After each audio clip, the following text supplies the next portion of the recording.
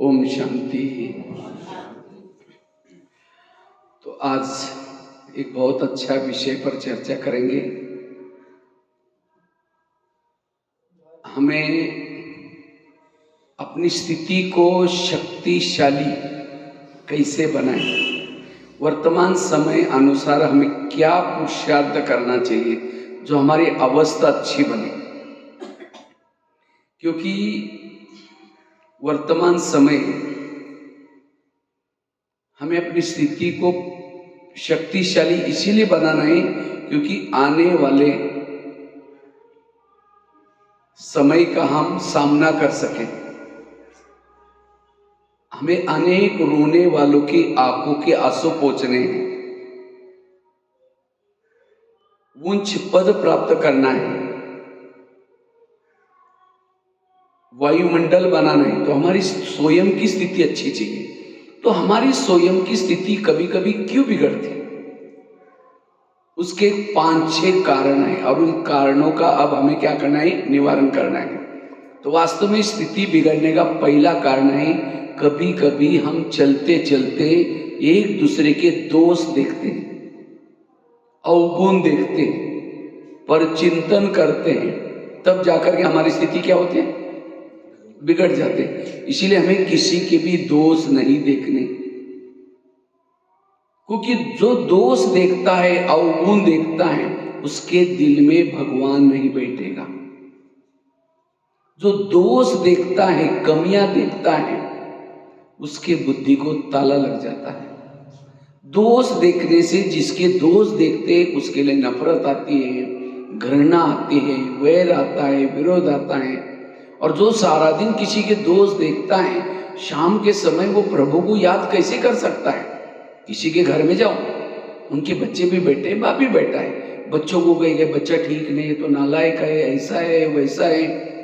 बाप की बुराई करेंगे, बच्चे की बुराई करेंगे, और बाप को कहेंगे आप बड़े अच्छे, आप बहुत अच्छे।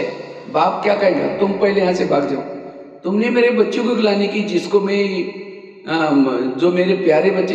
इसी तरह सारा दिन कहेंगे बहन ऐसे, वो भाई ऐसा, वो ऐसा है, मेरी भाभी ऐसे, पड़ोस ने ऐसे। सारा दिन तो बुराई की, और शाम को योग में बैठेंगे, कहेंगे मीठे बाबा, प्यारे बाबा, अब शांति के सागर, दया के सागर।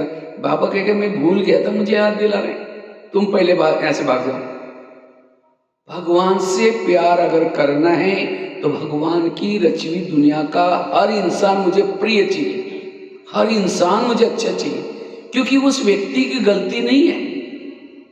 जैसे नाटक में क्या होता है, नाटक में डायरेक्टर क्या करता है, हर एक को रोल देता है, माना स्क्रिप्ट देता है, भाई तुम्हारी ये डायलॉग है, तुम्हारी ये डायलॉग है। अब समझिए किसी की शराब पीने के डायलॉग है, अब शराब पी रहा है, और दूसरा कहता है नहीं नहीं तुम शराब पी के मुझे गाली नहीं देना। वो कहेगा मेरे डायलॉग ऐसे, मैं क्या करूं भाई। तो इसी तरह ये संसार भी एक नाटक है।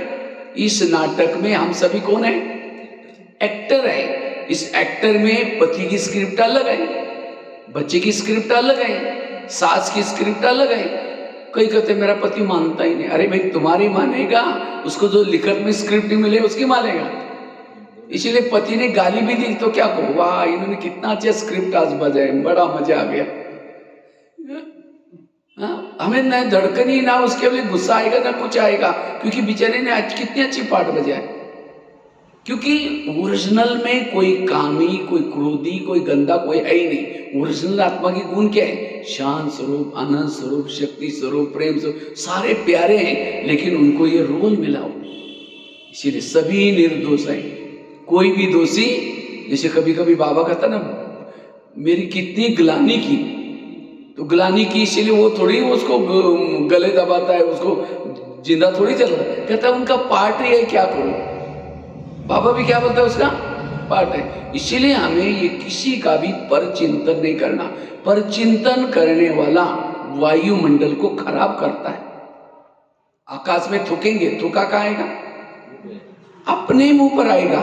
इसी तरह एक दूसरे का परचिंतन करने से घाटा हमारा अपना ही होता है। हमारा टाइम चला गया, संकल्प चले गए। इसीलिए आज से अगर स्थिति को बनाना है, क्योंकि 84 जन्मों की अपनी सीढ़ी उतरी, कितना टाइम लगा, 5,000। और उसी सीढ़ी को ऊपर चढ़ना है, एक जन्म मिला हुआ है। कितना जन्म? और ये जन्म तो सबको थोड़ी मिला हुआ है, किसी को 10 साल, किसी को 20 साल, किसी को 30 साल। थोड़ा योग लगाया सीढ़ी चढ़ गए, थोड़ा अमृत वेला की सीढ़ी ऊपर चढ़ गए, लेकिन थोड़ा सा परचिंतन किया, जितनी सीढ़ी चली उतना नीचे। इसीलिए अब मुझे ऐसा कोई काम नहीं करना जो सीढ़ी उतर जाए, इसीलिए पर चिंतन से बचना। एक शिष्य था, भगवान के पास गया, कहता भगवान मैं बहुत आगे बढ़ना चाहता हूँ, मैं अपनी उन्नति करना चाहता हूँ। तो भगवान ने कहा ठीक है, उसके लिए मैं क्या करता हूँ, 2 थैले देता हूँ। भगवान ने कहा एक थैले को तुम पीठ के पीछे रखना और दूसरा थैले को आगे रखना। और भगवान ने कहा जो पीठ के पीछे थैला है, तुम्हारे आस पास पड़ोस में जो भी लोग हैं उन सभी की बुराई की चिटकी बना के डाली है। लेकिन भगवान ने कहा उस पीछे वाले थैले को बांध करके पीछे रखना, उसको देखना नहीं, उसके बारे में सोचना नहीं। और भगवान ने कहा जो आगे वाला जो थैला है, तुम्हारे अंदर जो दोष है, तुम जिद्दी हो, किसी के नहीं मानते हो, वो दोष की चिटकियां बना करके आगे वाले थैले में डाले। लेकिन भगवान ने कहा उस थैले को खुला रखना, जब भी तुमको टाइम मिलता है हाथ डालना, उस चिटकी को निकालना और परिवर्तन करना। बस इतना करो, तुम्हें सुख शांति सब मिलेगी। जब लेकिन थैले का ध्यान रखना। कहता है भगवान मुझे सुख चाहिए, मैं ऐसा ही करूंगा जैसे आपने कहा। थैले लेके चला गया। कुछ समय के बाद क्या करता हो, पीछे का थैला आगे करता और आगे का थैला जैसे थैले उल्टे के, उसके वरदान भी उल्टे हो गए। फिर भगवान के पास जाता, कहता भगवान मुझे सुख मिला ही नहीं, मुझे शांति मिली नहीं। भगवान ने कहा अच्छा तुमको जो मैंने थैले थे उसको कहाँ रखा? कहता भगवान मेरे से कई बार भूलोगे, कभी कभी मैं पीछे का थैला। भगवान ने कहा यही तुम्हारे दुखों का कारण है, ये कहानी किसी और की नहीं। हम भी यहाँ आते हैं, क्यों आते हैं? बाबा मुझे सुख चाहिए, शांति चाहिए, थोड़ा सा तरक्की करना चाहिए। बाबा कहते ठीक है बच्चे, मैं तुमको वरदान देता हूँ, लेकिन साथ में 2 थैले देता हूँ। दूसरे की बुराई को कहाँ रखो? पीछे, और अपने बुराई को। लेकिन हम बाहर जाकर के क्या करते? पीछे का थैला। इसीलिए बाबा कभी कभी मुरली में कहता बच्चे जगमई नहीं करो, बच्चे किसी का परचिंतन नहीं करो। ये क्यों बाबा बोलता है? क्योंकि ये परचिंतन हमारे उन्नति में घाटा है। परचिंतन करने वाला का योग नहीं लगेगा। परचिंतन करने वाला दूसरों को रिगार्ड नहीं देगा, रिस्पेक्ट नहीं देगा। इसीलिए बाबा कहते हर इंसान हीरा है। मुझे लगता है कोयले भी उसी खाने में मिलते जिस खाने में हीरे मिलते। और हीरे के व्यापारी कहाँ रहता है? अच्छा सा बंगले में रहता है। और कोयले का व्यापारी कहाँ रहता है? झोपड़पट्टी में रहता है। उसके हाथ भी काले, मुंह भी काले, कपड़े भी काले, घर भी काला ही होता है। और हीरे वाला चकाचक। इसी तरह बाबा कहते हैं तुम कौन से व्यापारी बनो? हीरे के व्यापारी बनो। आज जिस व्यक्ति के अंदर की तुम कोयले खरीद कर रहे हो, उसी के अंदर हीरे भी तो है। हीरे निकाल करके देखो। भगवान ने हर इंसान के अंदर गुण भी तो भरे हैं। इसलिए हंस बनो, कभी भी कौवा नहीं बनना। कौवे के ऊपर सरस्वती माँ थोड़ी बैठेगी। आज कई भाई बहन कहते हम मुरली तो सुनते हैं लेकिन याद ही नहीं रहता, उसका चिंतन ही नहीं चलता। इसका मतलब मैं हंस नहीं हूं। कई क्या करेंगे, कोई सामने नहीं है, पीछे से करेंगे वो ऐसी है वैसी है। अचानक है ओम शांति, अभी हम आपको ही याद कर रहे थे, मुख में राम बगल में छोड़े। इसीलिए आज से ये धारणा हमें क्या करनी है? पक्की करनी है। कई कहते कोई हम करते नहीं, लेकिन कोई आकर के सुनाता है तो क्या करें? किस सुनाता है? हम कहते हैं अच्छा और क्या हुआ? वो उठ के भी जा रहे हैं, बैठो ना, चाय पानी पी के जाना, बताओ ना और क्या हुआ? ये परचिंतन की आदत। इसीलिए कभी बाबा मुरली में कहते हैं बच्चे झगमई नहीं करो। पर चिंतन करने वाला ज्ञान से चला जाता है, ज्ञान में टिक नहीं सकेगा। जो किसी के दोष देखने की आदत है, कहते ना आए थे हरि भजन करने के लिए, उठने लगे कपास। एक सत्संग चलता था, उसमें बहुत सारे लोग आते थे। तो एक दिन शिष्य ने कहा गुरुजी मुझे एक वरदान चाहिए। तो गुरुजी ने कहा क्या वरदान चाहिए? कहते मेरे बारे में सबके दिल में क्या चलता है ये मैं जानना चाहता हूँ। तो गुरुजी ने कहा ठीक है, मैं तुम्हें वरदान देता हूँ, साथ में एक छड़ी देता हूँ। छड़ी मतलब मांत्रिक डंडा। कहा कि जब भी किसी के दिल में तुम्हारे बारे में क्या चलता हो जानना है, ये छड़ी को दिल में रखो, उस व्यक्ति का नाम लो तो पता चलेगा। छड़ी दी, वरदान दी, शीशे चला गया। अचानक रास्ते में इसको याद आया, पहले मैं गुरुजी की चेकिंग करता हूँ, तो गुरुजी के दिल में मेरे बारे में क्या चलता है। तो छड़ी को दिल में रखा, गुरुजी का नाम लिया, थोड़ी छड़ी काली हो गई। जब छड़ी काली हो, उसको लगता अरे गुरुजी के अंदर मेरे बारे में कालापन है, इनको गुरुजी बना करके फायदा क्या। आश्रम में आना बंद हो गया। 1 दिन हो गया, 2 दिन हो गया, महीना हुआ, तो गुरुजी को लगता है सबसे पहले बैठने वाला, इतनी अच्छी सेवा करने वाला, उसका हुआ क्या। तो उसके घर में गुरुजी पहुंच गए। कहते क्या जी आजकल आप आश्रम में नहीं आते। नहीं जी, तो घर में थोड़ा मेहमान आते हैं, मेरी तबीयत खराब है, आजकल कोरोना काल है तो चलिए डर लगता है, थोड़ा बच्चों की भी परीक्षा है, थोड़ा खेती का काम है, गेहूं निकालने का कटाई का टाइम है। तो गुरुजी ने कहा आप 6 साल से आते थे, आंधी आए, तूफान आए, कुछ भी हो जाए। नहीं जी, नहीं, जरूर कुछ बात है। कहा कि गुरुजी आपके अंदर मेरे बारे में कालापन, तो छड़ी दिया ना, मैं इसे देख लिया। गुरुजी ने कहा अच्छी ये बात है क्या, लेकिन तुमने देखा कि तुम्हारे अंदर और के बारे में कितना कालापन है। कहा कि नहीं देखा। देखो, शिष्य ने छड़ी को दिल में रखा, अपना नाम लिया, पूरी छड़ी काली हो गई। गुरु की तो थोड़ी काली थी, लेकिन उसकी तो अपनी काली देकर के सिर झुकाया। गुरुजी ने कहा कोई बात नहीं, मैं भी जब आश्रम में आया था मेरी भी छड़ी पूरी काली थी, लेकिन मैंने तपस्या करते, सेवा करके, दान पुण्य करते इतनी बची है, वो तो मैं कर ही रहा हूं, निकल जाएगी। लेकिन तुम मेरे को देख करके आश्रम में नहीं आओगे, जो तुम्हारी सफेद बन रही वो भी क्या हो जाएगी, काली बन जाएगी। तब वो शिष्य कहता है गुरुजी आज मैं कितना भूल करने जा रहा है। गुरुजी ने कहा कोई बात नहीं, आज से किसी के दोष मत देखना। ये कहानी भी किसकी है, हमारी अपनी कहानी है। हम भी यहाँ आते हैं, किसी रहते हैं, थोड़ा सुख मिल जाए, शांति मिल जाए। बाबा कहता है ठीक है बच्चे, मैं तुम्हें वरदान देता हूँ, साथ में छड़ी देता हूँ। छड़ी मतलब, और कहता है लेकिन हम बाहर जाकर के क्या करते हैं, जिन्होंने हमें ज्ञान सुनाया, जिन्होंने ये किया, तो क्या उसकी दोष देखना शुरू करते हैं। तो हमारी याद रखना, जब हम किसी की दोष देखते हमारा भावना बिगड़ जाते हैं। और भावना और योग इसका बहुत गहरा कनेक्शन है। जितनी हमारे सेंटर के लिए भावना, बहनों के प्रति भावना, मधुवन के प्रति भावना, जितना भाई बहनों के प्रति भावना। आज कई कहते क्या मुझे आज तक ज्ञान में कोई अनुभव ही नहीं हुआ, साक्षात्कार ही नहीं हुआ। अरे साक्षात्कार किसी ने चाहिए, साक्षात जो देवी देवता बनने वाले आत्मा सामने है, भगवान की चॉइस है, ये कोई ऐसा नहीं है। इसीलिए बाबा कहते बच्चे किसी के भी दोष ना देखो। अगर कोई सुनाता है तो हाजी हाजी करके सुनो नहीं। तो ये पर चिंतन से बचना, पर चिंतन स्थिति को बिगाड़ता है। दूसरी बात है, हमारी स्थिति बिगड़ती क्यों है, उसका दूसरा कारण है श्रीमत का उल्लंघन। आज कितना बाबा ने बार बार उस मुसाफिर के, बाबा मुसाफिर बन के आया है, तुम्हें पावन बनाने के लिए आया है। तुम उसके पावन बनने के लिए बाबा ने क्या किया, पढ़ाई पढ़ो और उसके श्रीमत प्रमाण चलो, क्योंकि पढ़ाई पढ़ेंगे तब श्रीमत पता चलेगा, क्या बोलना है, क्या देखना है, क्या करना है। इसलिए जो श्रीमत प्रमाण चलता है उनकी स्थिति पावरफुल है।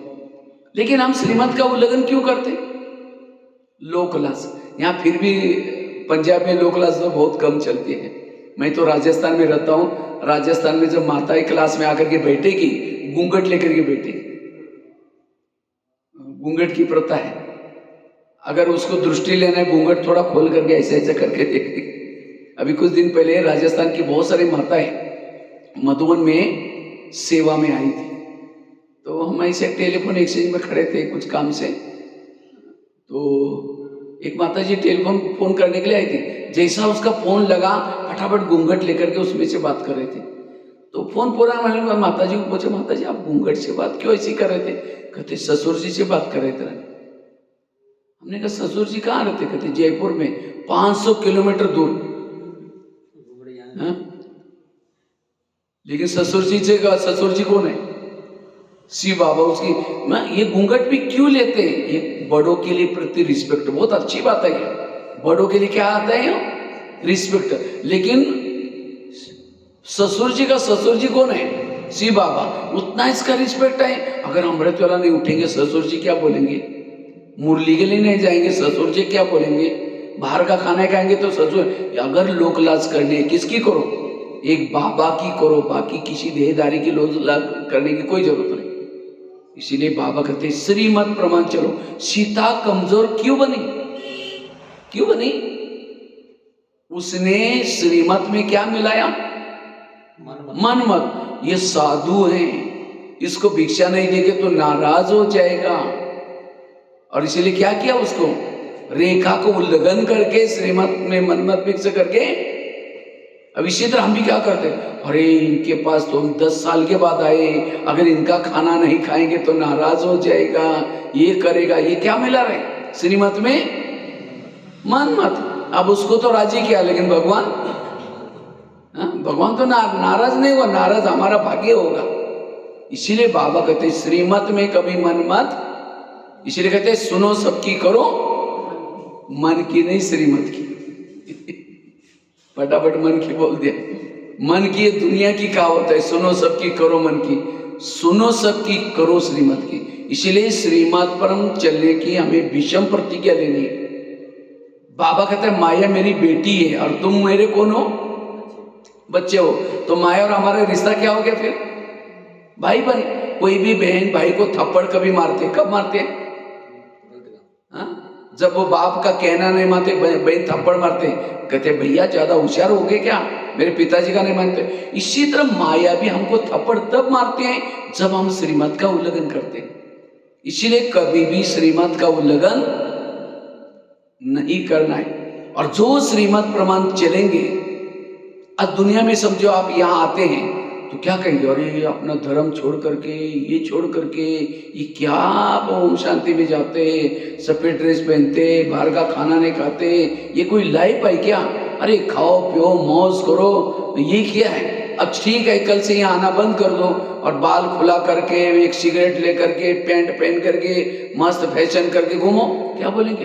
अरे कुछ पूजा पाठ करो, कुछ भक्ति करो, ये क्या है? ये कौन सा अवतार? ये करेंगे तो भी बोलेंगे, ये करेंगे तो भी। इसीलिए कहते सुनो सबकी करो श्रीमत की। श्रीमत क्या कहता है वैसे चलो। जो श्रीमत प्रमाण चलता है उसका जिम्मेवार परमात्मा है। जो मनमत परमत प्रमाण चलता है उसका जिम्मेवार खुद है। इसीलिए श्रीमत प्रमाण चलने की भीषम प्रतिज्ञा लेना। और जो श्रीमत प्रमाण चलता है वो शक्तिशाली है। तो श्रीमत का उल्लंघन करने का पहला कारण लोक लाज। दूसरा कारण है डोंट केयर, चलता है कोई बात नहीं। हर श्रीमत के मार्ग हैं। तो आप लोग जेडीएल वाले कितना प्रमाण श्रीमत प्रमाण चलते हुए, कितना बताओ, कितना परसेंटेज बताओ? रिजल्ट बताओ आप लोगों का। हाँ, हर एक का अलग अलग होगा। तो अपना अपना खुद का बताओ कि हम 90%, 80%, 100% चलते। बताओ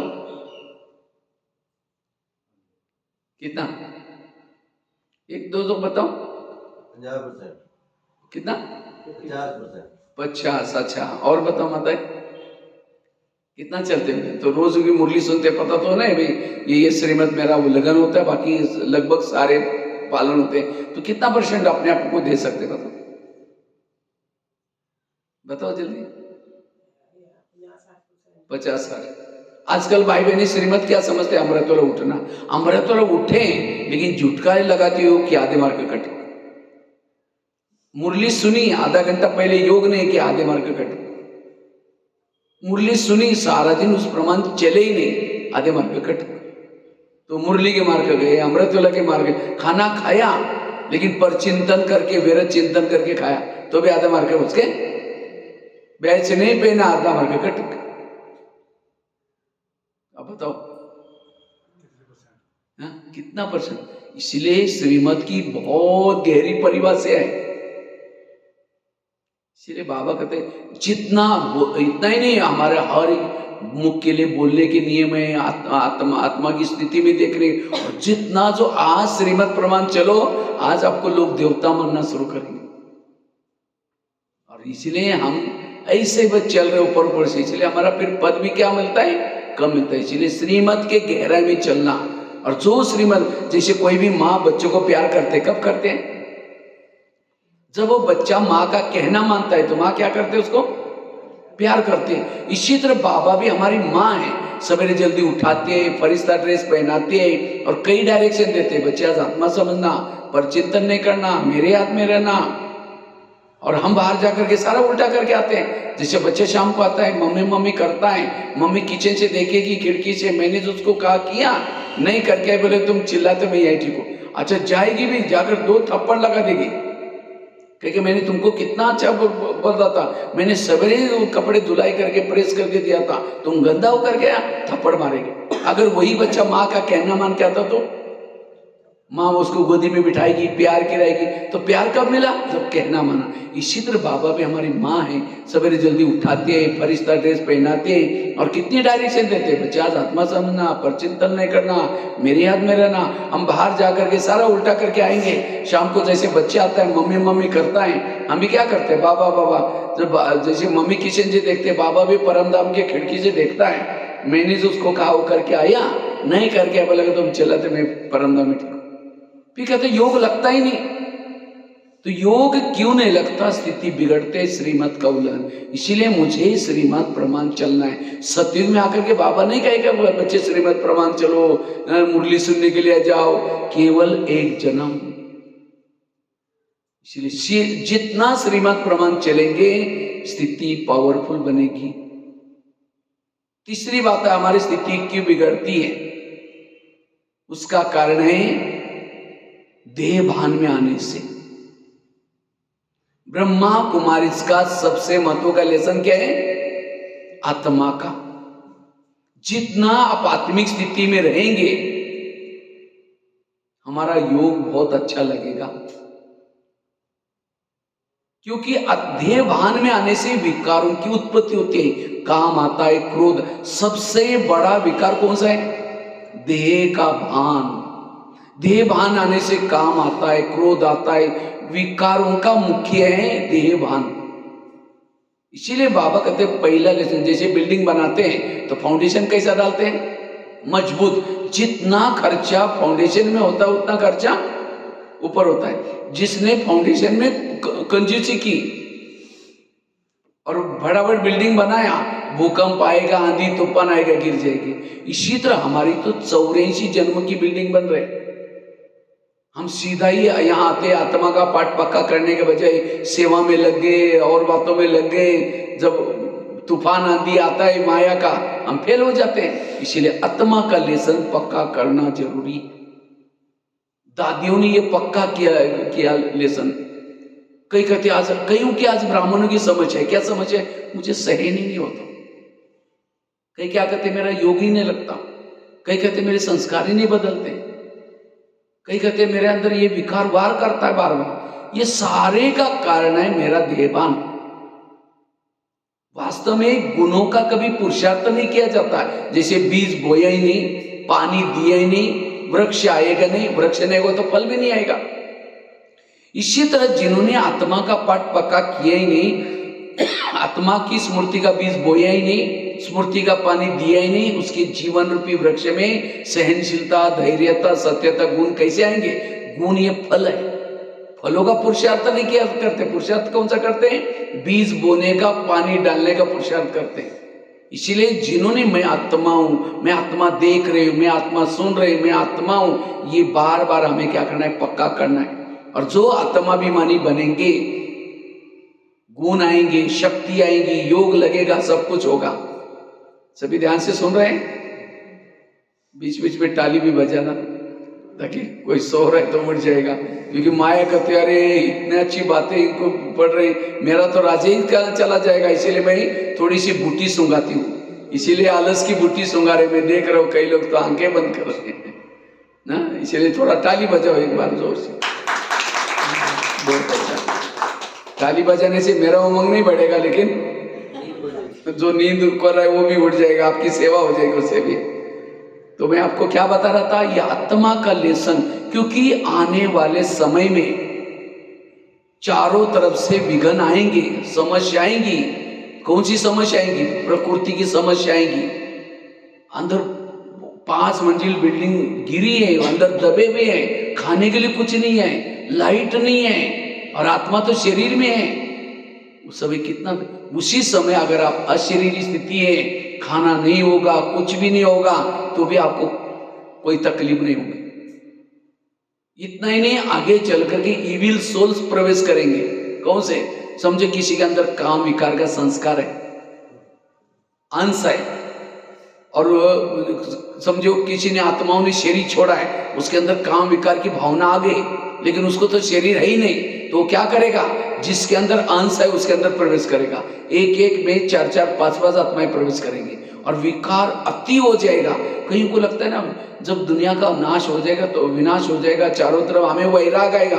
वैराग नहीं आएगा, विकारों की और ज्यादा जागृति हो जाएगी, क्योंकि इविल सोल्स काम करना शुरू करेंगे। इसीलिए बाबा कहते बच्चे, ये आत्म अभिमानी स्थिति में रहो, आने वाले समस्याओं में आप स्थिर रह सकेंगे। भूत कहाँ रहता है?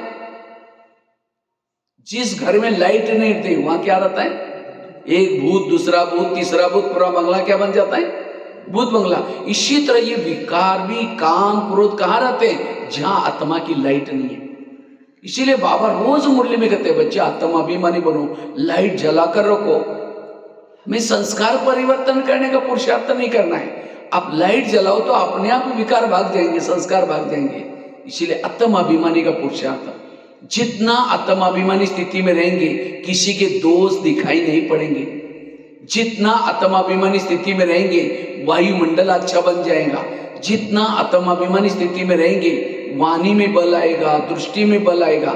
जितना आत्म अभिमानी स्थिति में रहेंगे, बाबा याद आएगा। एक भाई ने मुझे क्वेश्चन पूछा, कहता है भाई साहब, अगर कोई आग के सामने जाएगा तो क्या हो जाएगा?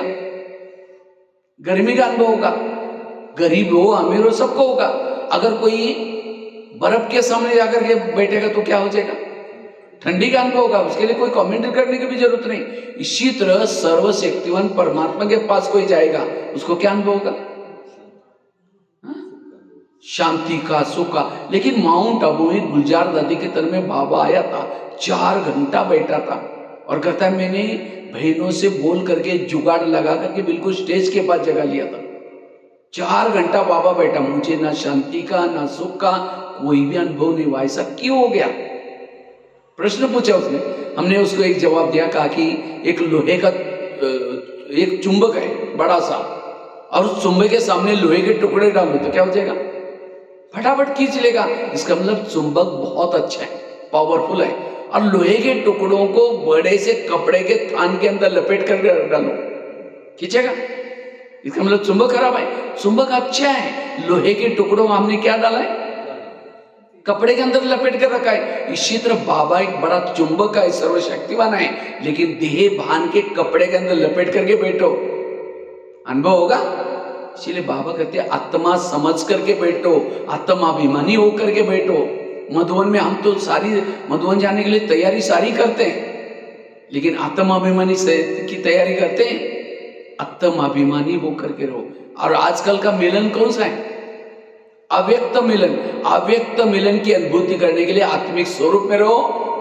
हर पल बाबा ही दिखाई पड़ेगा आपको, और कुछ दिखाई नहीं पड़ेगा। इसलिए गीत है ना, जिधर भी देखो तू ही तू।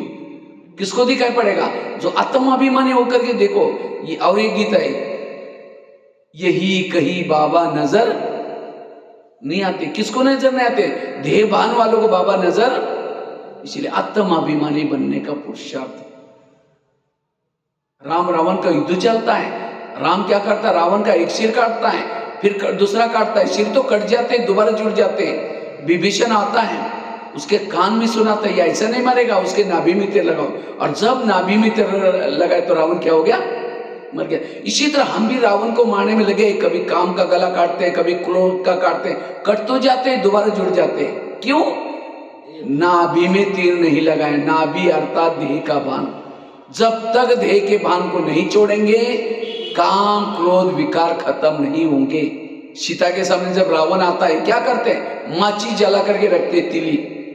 इसी तरह इस रावण के राज्य में रहते हुए भी हमें सदा ये आत्मा की तिली जला कर रखने। तो ये आत्मा की स्थिति हमारी कैसे बनाए? आत्म अभिमानी बनने के लिए पवित्रता की धारणा चाहिए। पवित्रता के बिना दीपक नहीं जलेगा। जैसे पहले जमाने में दिया आता था, या क्या बोलते पता नहीं, चिमनी बोलते हैं या दिया बोलता है, उसके अंदर केरोसिन डालते थे। जब लाइट नहीं रहती थी पहले, उसमें केरोसिन डालते थे और उस एक बाती रहती थी, माचिस लगाओ फ्लेम जलती थी। इसी तरह ये शरीर भी क्या है, एक दिया है, और इसके अंदर तेल क्या है, पवित्रता। जिस शरीर में जितनी पवित्रता ज्यादा, उतना उसका दीपक जलेगा। अगर दीपक नहीं जल रहा है, इसका मतलब पवित्रता की कमी है। और केवल पवित्र रहने से भी नहीं चलेगा। अब दिए में तेल है, बीच में बाती नहीं है, तो क्या हो जाएगा, जलेगा। कि बाती क्या काम करते हैं, जो तेल है नीचे वो फ्लेम तक पहुंचाने का काम करते हैं। इसी तरह स्मृति में रहना, मुझे घर जाना है, मुझे परम धाम जाना है, अब जाना है, बुद्धि सदा ऊपर लटकी रहे, तो पवित्रता की ऊर्जा ऊपर चलेगी, इसे दीपक जलेगा। फ्लेम का भोजन है केरोसिन, आत्मा का भोजन है पवित्रता। इसलिए जितना पवित्रता होगी उतना आत्म अभिमानी। दूसरी बात है निरहंकारी बनना, जितना निरहंकारी निराकारी। तीसरी बात है, अगर मुझे निराकारी स्वरूप का अभ्यास करना है, उसके लिए संकल्प कम चलाना, पॉजिटिव बनना। शाम के समय क्लास लेंगे इसके बारे में, शाम को भी सबको आना है और घर वालों को भी लेके आओ। ये आज चांस है आपको। और शाम का टॉपिक रहेगा, हम कैसे तनाव, टेंशन, व्यर्थों से मुक्त बने। बहुत अच्छा टॉपिक है, जो आपको भी काम आएगा और औरों को भी काम आएगा। जितने भी लेना है, लेके आना है तो लेके आ सकते हैं, ठीक है।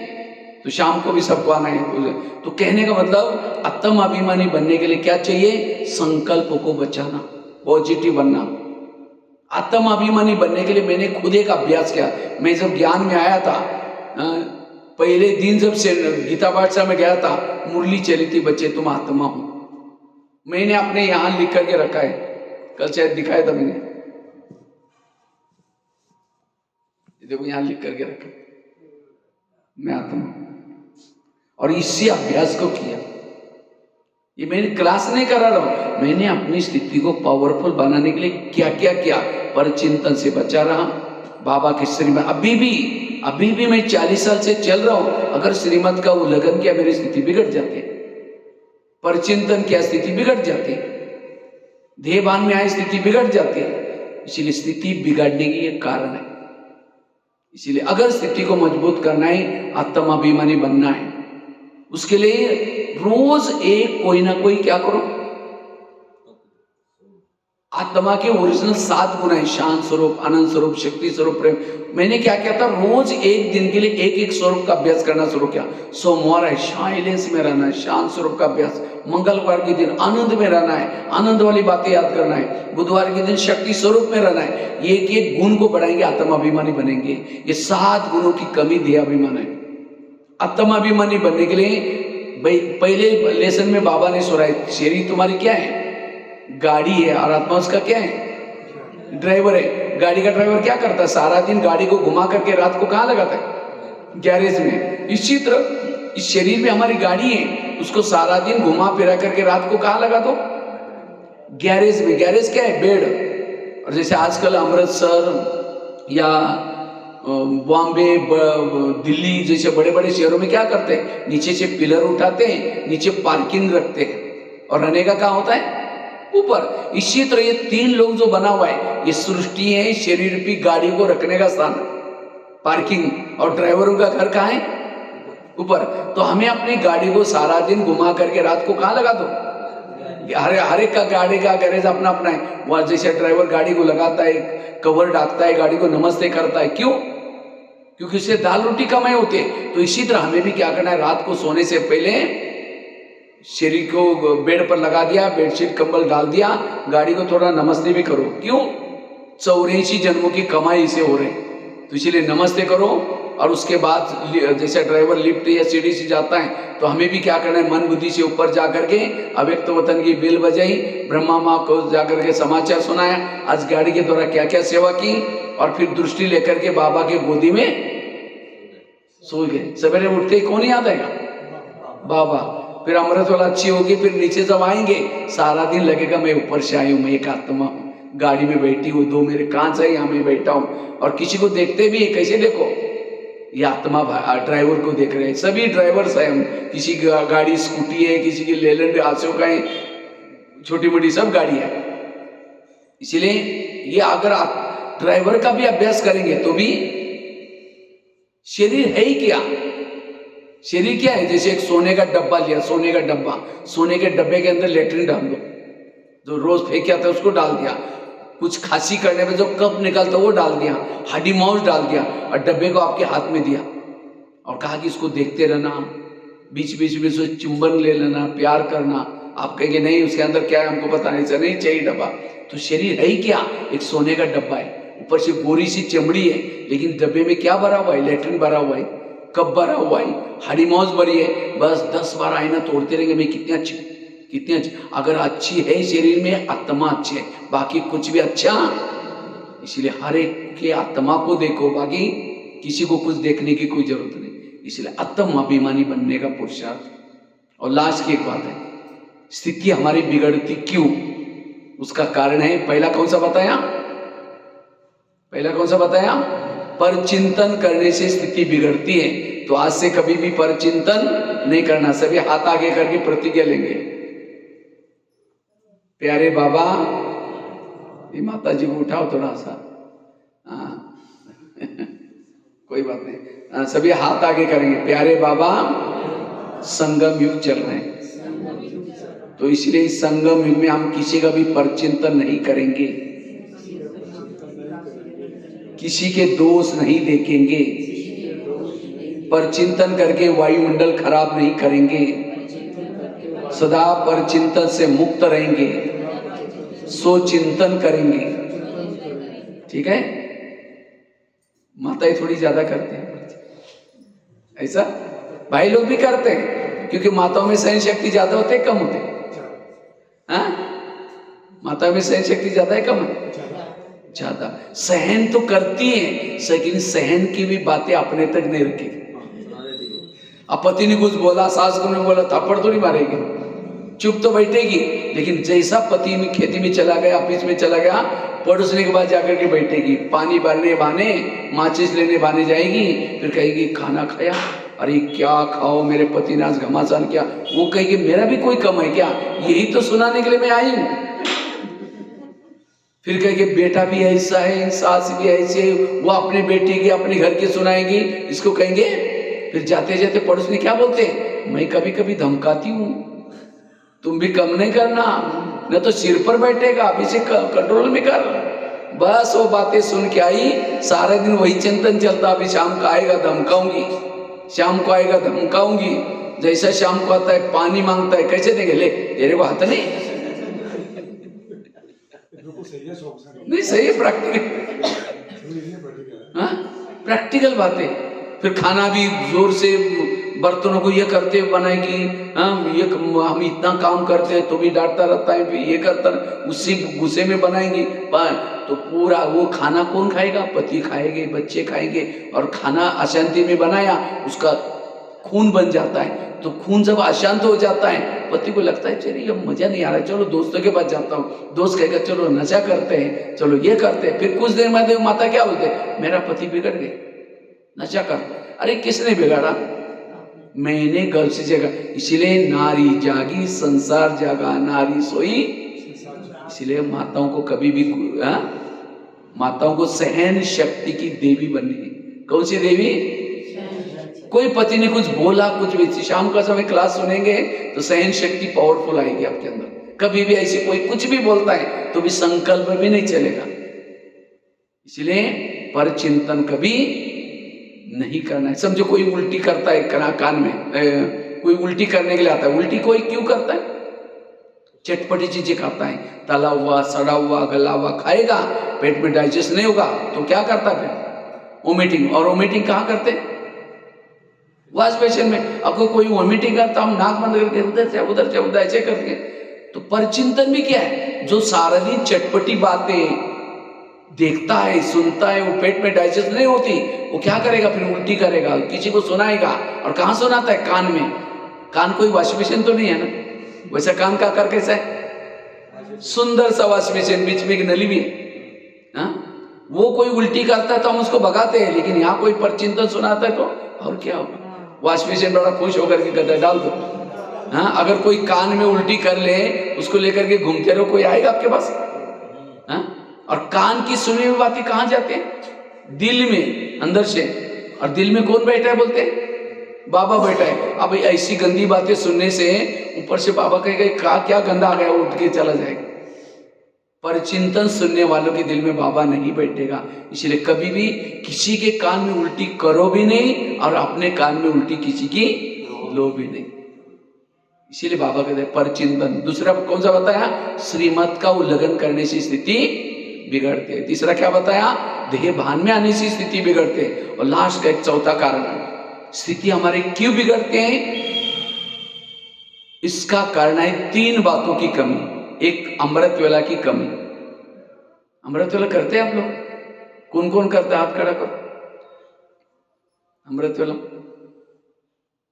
थोड़ा ऐसा हो रहा है, मेरे करते तो है, लेकिन अगर अमृत वेला करते भी होगे, अगर किसी का अमृत वेला का जाकर के कोई वीडियो बनाई जाए चुपचाप, और वही वीडियो 10 बजे आपको दिखाई जाए, लेकिन मेरा है, मैंने ऐसा किया था, दीवार के सहारे बैठे, मुंह खुला के बंद है, 2 बार मच्छर अंदर भी है और बाहर भी है, पता भी नहीं चला।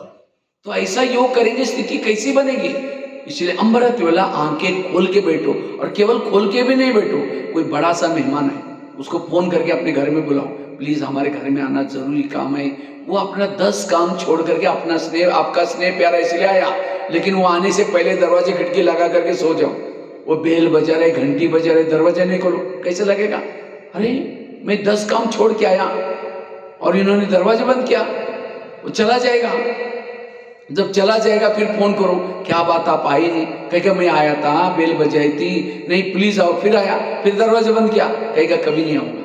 इसी तरह हम अमृत वेला उठेंगे और उठ करके क्या करते हैं? मीठे बाबा, प्यारे बाबा, आप आ जाओ, हम आपसे बातें करने। अब उसको तो निमंत्रण दिया, दरवाजा खिड़की तेरे द्वार खड़ा भगवान, बगैर भरले जोली भगत ओम शांति हो गया। इसलिए आंखें खोल करके बैठना, और केवल खोल के भी नहीं। अब कोई घर में मेहमान बैठा है, उसके चेहरे की तरफ देखते रहो, वो कहेगा फोन क्यों किया था? हाँ, प्रैक्टिकल बातें बताओ। अब हम भी क्या करते हैं, बाबा के फोटो की तरफ देखते रहते हैं। अब बाबा को लगता है ये तो क्या, मेरे को तो बोला है कुछ बात ही नहीं करना है। और फिर क्या करेंगे, कोई मेहमान घर में बैठा है, उसको चेहरे की तरफ देखते रहो, घड़ी की तरफ देखते रहो, चेहरे की तरफ। वो सोचेगा शायद इनको कहीं जाना होगा, नहीं तो मैं आने के कारण ये डिस्टर्ब हो गए। इसी तरह हम क्या करेंगे, बाबा के फोटो की तरफ देखते रहेंगे, बाबा को देखते रहेंगे, घड़ी की तरफ देखते रहेंगे। इसीलिए अटेंशन से बैठना, और जितना अटेंशन से बैठेंगे योग अच्छा लगेगा। कई तो क्या करेंगे, मैं आत्मा हूँ, शांत स्वरूप, शक्ति स्वरूप, आप जा रहे चांद सूरज तारांगन के पार से झुटका लगा दे, नीचे हड्डी गुड्डी टूट जाएगी। एक कुमार ने मुझे क्वेश्चन पूछा, कहता है भाई साहब मैं अमृत वेला उठता हूँ, अमृत वेला उठता ही नहीं। मैंने कहा क्यों? अलार्म लगाए करो। कहता अलार्म लगा तो, लेकिन सुना ही नहीं पड़ता। हमने कहा क्यों? कहता मैं सोने के लिए परमधाम में जाता हूँ और अलार्म तो धरती पर बजता है, इतना लंबा डिस्टेंस पे। एक कुमारी ने क्वेश्चन पूछे, कहते भाई साहब मैं अमृत वेला उठती हूँ लेकिन परमधाम में नहीं जाती हूँ। हमने कहा क्यों? कहते उसी समय हमारे घर के ऊपर बहुत अंधेरा होता है। देखो कैसे कैसे क्वेश्चन पूछते। इसलिए अमृत वेला अलर्ट होकर के बैठना। अमृत वेला का फाउंडेशन है सोने की पहले की बेला। जो सोने से पहले अच्छी तरह योग करता है उसकी अमृत वेला अच्छी होगी। आधा घंटा पहले योग करके, गाड़ी का एग्जांपल दिया ना, गाड़ी को गैरेज में लगा करके बाबा को समाज हल्के होकर के सो जाओ। सारे बोल, दादी प्रकाश में नहीं बहुत खुश रहती थी, तो किसी ने उसको दादी को पूछा, दादी आप इतना खुश क्यों रहती? कहते हैं मैं जब भी रात को सोती हूँ बाबा के सामने जाती हूँ, बाबा कमरे में, और बाबा को कहते बाबा इस शांतिवन तेरा, ज्ञान सरोवर तेरा, पांडवन तेरा, हॉस्पिटल तेरा, इतना नहीं सारी बहनें तेरी, सारे जोन तेरे, सारे जिज्ञासु तेरे, मैं खुद भी तेरी, तुम जाने तुम्हारा काम जाने। इसी तरह हमें भी क्या करना है, रात को सोने से पहले बाबा के सामने बैठ करके बाबा को, बाबा ये दुकान तेरा, खेती तेरी, बच्चे तेरे, बहू तेरी, सब कुछ तेरा, मैं खुद भी तेरा, तुम जाने तुम्हारा काम जाने, सारे बोझ प्रभु को दे दो, हल्के होकर के सो जाओ। इसलिए और आप सभी कहाँ के सभी जेड़ियाल वाले गुरु, ये तो आप सभी जब ज्ञान में आए तो समझो हम मधुवन निवासी हैं, मधुवन से यहाँ आए किसी लिए सेवा करने के लिए आए। ये घरों में नहीं रहते, सेवा केंद्र पर रहते। इस स्थिति से रहो, हल्के होकर के रहो। तो अमृत वेला के लिए रात को सोने से पहले अच्छी अवस्था में सोना है। लेकिन हम क्या कैसे सोते हैं? बिस्तरा डाल देंगे, बाबा कहेंगे बाबा तो बहुत थक गए, घर में मेहमान आए थे, अभी मुझे नींद आ रहा है, अमृत वेला पता नहीं क्या होगा, बाबा जरूर जगा देना, ऐसे करके फिर कल सवेरे उठना है, बर्तन मांजना, ये करना, ऐसे करके सो गए। फिर सवेरे उठते ही कौन याद आएगा? बर्तन। और जिसको बर्तन याद आया सारा दिन कैसे जाएगा? इसलिए कहते हैं ना सवेरे सवेरे तुमने किसका मुंह देखा था? इसलिए सवेरे परमात्मा याद आए, इसीलिए मुझे रात को समय। दूसरी बात है रोज क्लास के पहले आधा घंटे का योग करना। क्लास कितना बजे होती है? क्या 7 बजे? तो योग कितना बजे चालू हो जाता है? 6:30। पहुंचते कितने? क्योंकि संगठन में जितना योग करेंगे वायुमंडल यहाँ अच्छा बनेगा, और जो वायुमंडल बनाएंगे न चाहते हुए लोग अपने आप भागते हुए आएंगे। इसलिए क्लास के पहले हमें सबको कल से क्या करना है? आधा घंटा योग करना है। अब खेती का काम कर जानते हैं ना आप लोग? खेती में धान बीज बोते हैं, गेहूं बोते हैं, पहले क्या करते हैं? खेती को तैयार करते हैं, हल चलाएंगे, ये करेंगे, गेहूं को करेंगे तो पानी देंगे, उसको जुताई करेंगे, तब जा करके क्या।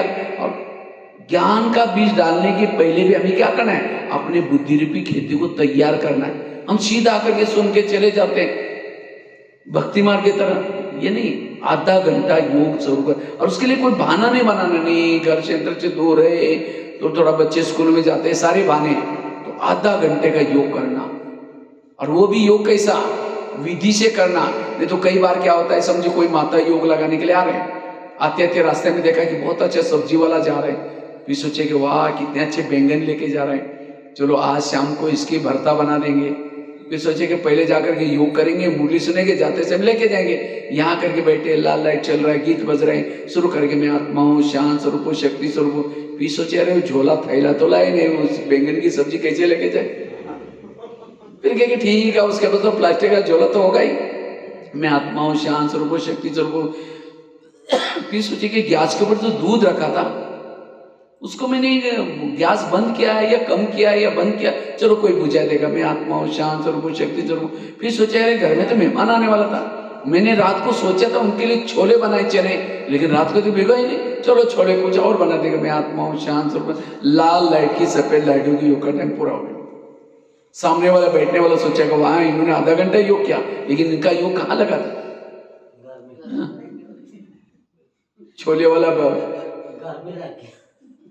उससे क्या मिलेगा? इसीलिए भक्ति मार्ग में यही किया, माला जप रहे, राम राम राम राम, देखना भाई बिल्ली दूध ने, फिर राम राम राम। अब यहाँ भी बैठ करके ध्यान में भी बैठने के बाद चेक करो कि मेरा ध्यान का है। ये तो माताओं की बातें बताए, भाइयों का आप कोई दुकान वाला है शुरू करेगा, मैं आत्मा हूँ, शांत। कल जो उधार लेके गया था मैंने उसको खाते में लिखा या नहीं लिखा, चलो बाद में देखें, मैं आत्मा हूँ, शांत। फिर सोचा रहे वो कुछ होलसेल सामान अमृतसर से मंगाना था, फोन कर रहा था, वो भूल गया, चलो बाद में दे, मैं आत्मा हूँ, शांत।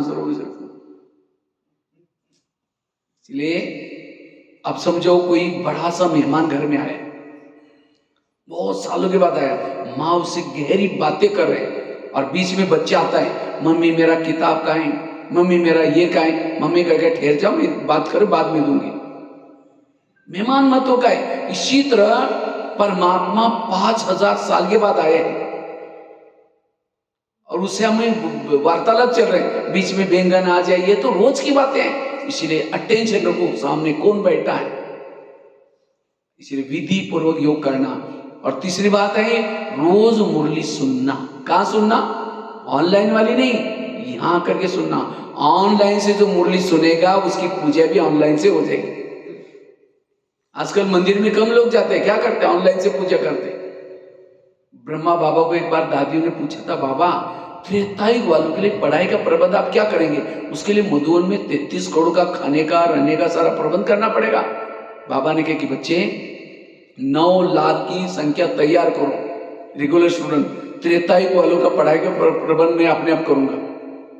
और आप बाबा ने क्या किया, पीस ऑफ माइंड मुरली, फेसबुक, व्हाट्सएप ये सब चालू किया, किसके लिए? 33 करोड़। तो आपको 33 करोड़ में जाना है, सत्युग में जाना है? सत्युग में जाना है तो पढ़ाई रोज यहाँ पढ़नी है। और जो ये पढ़ाई रोज पढ़ता है वो शक्तिशाली बनता है। इसीलिए बाबा कहते बच्चे ये 3 चीजें रोज करो। पहली कौन सी बताई?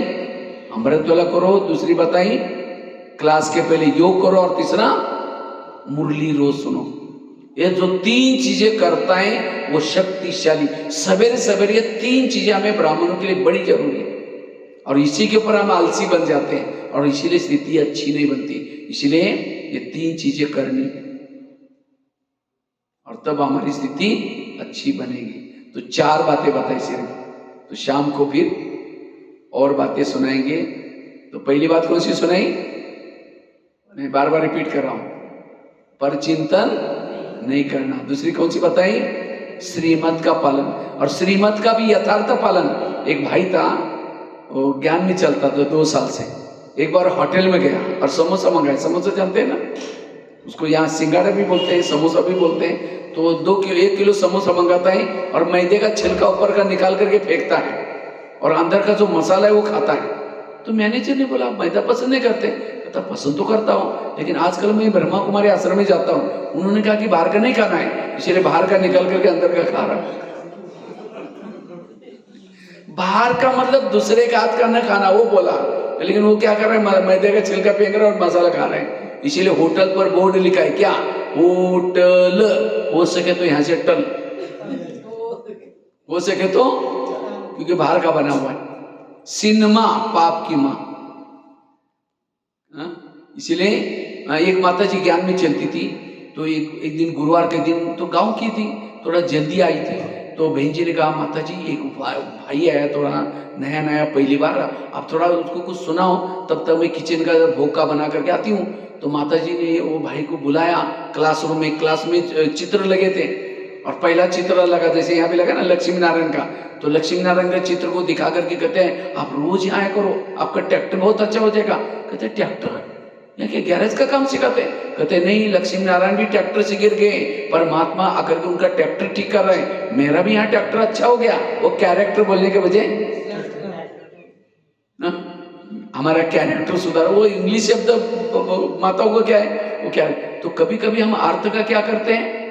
भक्ति कोई गलत नहीं, भक्ति बहुत अच्छी है, लेकिन भक्ति को उल्टा किया है। कहते हैं उपवास करने से भगवान प्रसन्न हो जाता है। कौन सा उपवास? वो मतलब नजदीक वास में रहना, बुद्धि से परमात्मा के पास रहना। लेकिन लोगों ने पेट का उपवास किया, बलि चढ़ाओ, कौन सी? मैं की। तो कहा कुछ किया कुछ। इसलिए श्रीमत का पालन। तीसरी बात कौन सी सुनाई? तीसरी कौन सी सुनाई? आत्माभिमानी का अभ्यास। चौथी कौन सी सुनाई? और आत्माभिमानी कैसे बनना है उसके लिए 7 स्वरूपों का अभ्यास बताया, पवित्रता की धारणा बताई, गाड़ी को रोज गैरेज में लगा करके सोने के लिए कहाँ जाना है? बाबा के पास जाना है बताया। और लास्ट की बात कौन सी बताई? 3 बातें। पहली अमृत वाला का योग, दूसरी क्लास के पहले योग, और तीसरा मुरली। ये 3 चीजें भी अंडरलाइन करेंगे तो भी आपकी स्थिति पावरफुल बन जाएगी। ठीक है? ओम शांति।